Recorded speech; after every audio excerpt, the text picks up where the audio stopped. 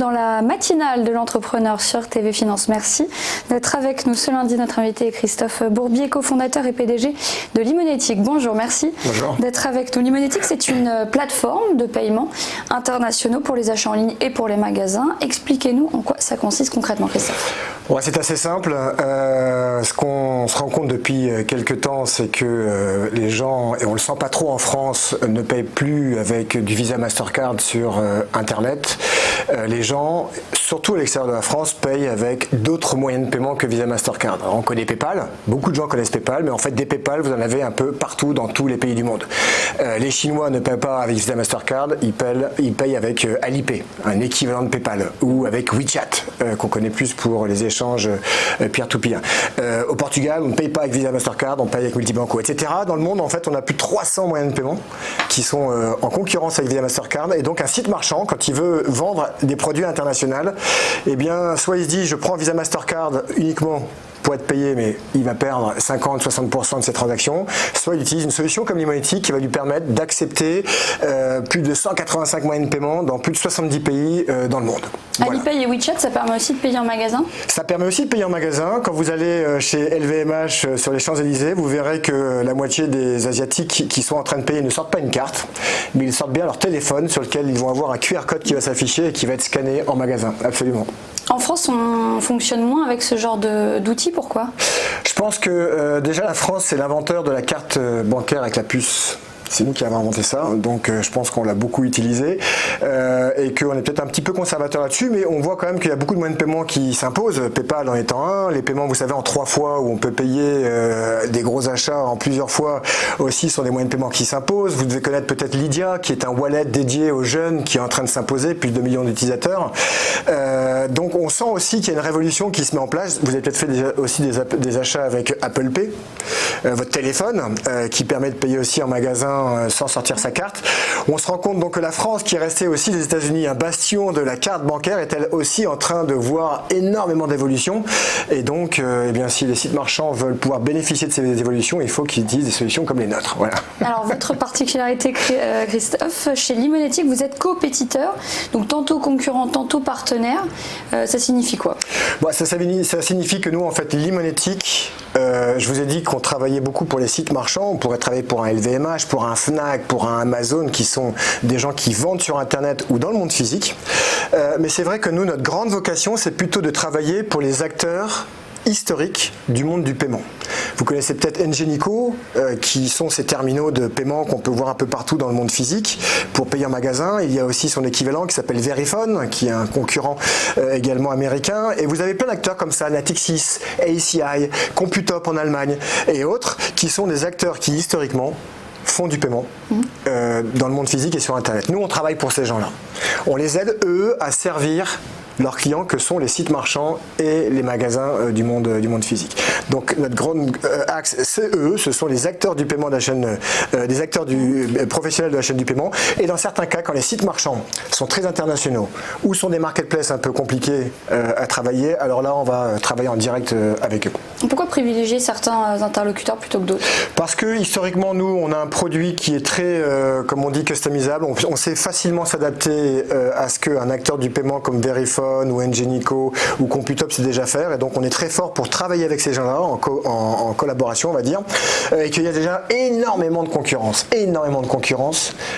dans ce qu'on appelle le direct sell, donc la vente des paiements directement au site marchand. Il y a beaucoup d'acteurs dans le monde entier qui se concurrencent pour aller vendre directement à un site marchand. Donc nous, on s'est dit, tiens, ça, c'est trop concurrentiel. Il y a un angle là, ce qu'on appelle notre océan bleu, un océan qui est assez transparent, il n'y a pas trop de compétition.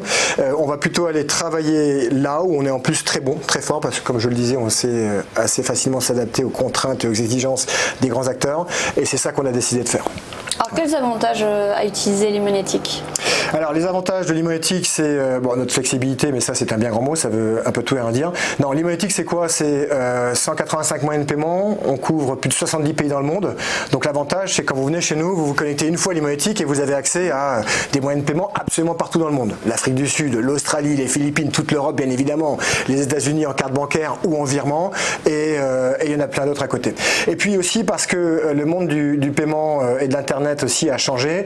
Vous avez dû déjà faire des achats sur un site et vous allez finalement prendre le produit ou le sandwich par exemple, non pas sur le site internet, mais vous allez le prendre dans un magasin qui est au pied de chez vous, ou alors vous allez faire un achat sur un site pour un plat et c'est pas le site qui vous livre, mais c'est un restaurant qui vous livre. Vous achetez sur un site et c'est pas le site, peut-être Amazon, Fnac ou Darty qui vous livre, mais c'est peut-être encore un autre vendeur qui vous a livré, c'est pas Darty qui est marqué sur la livraison. Et tout ça, ça implique de savoir gérer des flux d'argent qui arrivent de tous ces moyens de paiement et qui vont être envoyés vers ces restaurateurs, vers ces vendeurs de produits qui ne sont pas le site marchand lui-même sur lequel vous avez fait votre achat.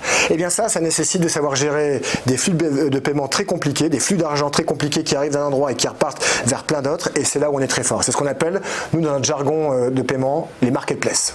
D'accord. Voilà. Alors justement, concernant les marketplaces, quel intérêt? Est-ce que c'est une révolution pour vous? Pour nous, c'est une complète révolution. C'est-à-dire que vous avez Amazon qui a commencé ça il y a une petite dizaine, quinzaine d'années. Donc Amazon s'est dit, tiens, moi je vends plein de produits sur mon site, mais je pourrais en vendre beaucoup plus. Aujourd'hui, ils en ont 4 milliards des produits. Et pourquoi ils ont 4 milliards de produits? Parce que ce ne sont pas eux qui gèrent le stock de ces produits, ce ne sont pas eux qui envoient ces produits, ce ne sont pas eux qui gèrent le service après-vente de ces produits, ce qui fait qu'aujourd'hui, quand on pense produit, on dit, bah tiens, Amazon, c'est sûr, il doit avoir ce produit-là. Parce qu'il a enrichi son catalogue terriblement, parce qu'il laisse une grosse partie de ses produits être gérés par des tiers. D'accord ? Deliveroo, c'est pas eux qui font tous les repas qu'on achète sur Deliveroo. Deliveroo nous permet d'acheter n'importe quel type de repas parce qu'ils laissent les restaurateurs nombreux produire le repas et le vendre derrière. Vous avez les supermarchés qui se disent « Oh, il y a beaucoup de concurrence qui arrive de plus en plus maintenant, donc dans les supermarchés, on va arrêter de vendre des télés en notre nom, on va peut-être mettre des corners. » Donc on va avoir par exemple un Carrefour qui va remettre un corner Fnac ou Darty dans son Carrefour.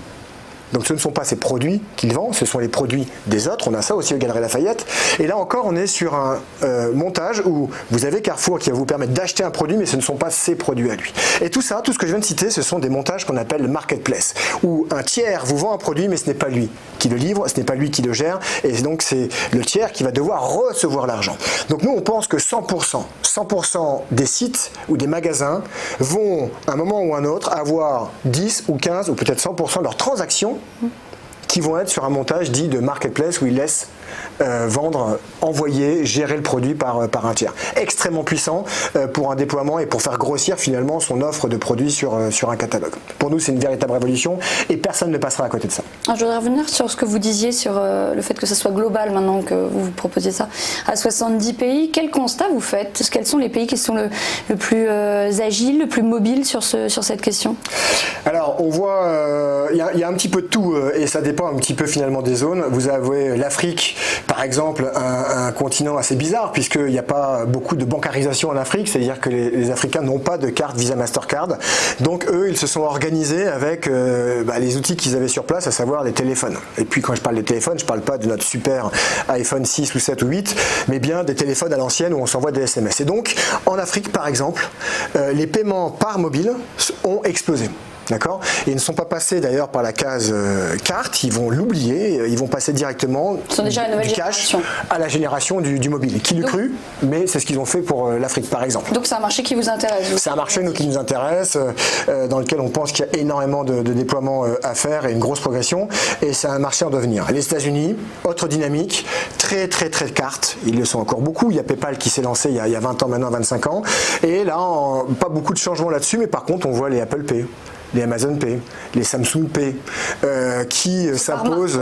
C'est beaucoup par marque, c'est beaucoup de verticales particulières. Donc là, on n'a pas les téléphones mobiles, des constructeurs de téléphones mobiles qui s'imposent et qui se disent tiens, je vais inventer le moyen de paiement de demain.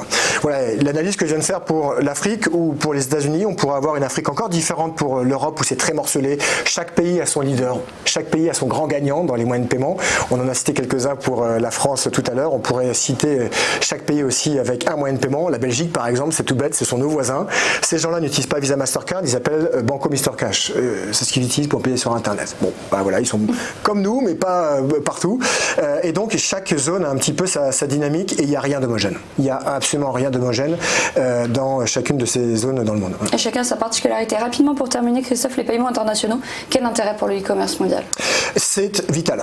Un peu comme les marketplaces, vouloir faire du Internet ou du cross-canal en mettant mettant le principe de marketplace de côté, c'est une erreur pour un site ou un magasin qui va vouloir se développer correctement. Même chose, faire du commerce international en se disant je ne vais utiliser que la carte Visa Mastercard, c'est comme dire je ne veux pas bénéficier de 80% des transactions qui pourraient se passer à l'international. C'est un must, c'est vital, et donc quand on est site marchand et qu'on pense international, il faut penser moyens de paiement internationaux autres que Visa Mastercard. C'est indispensable. Merci Christophe Bourbier d'être venu nous parler de Limonetic. À très vite sur TV Finance.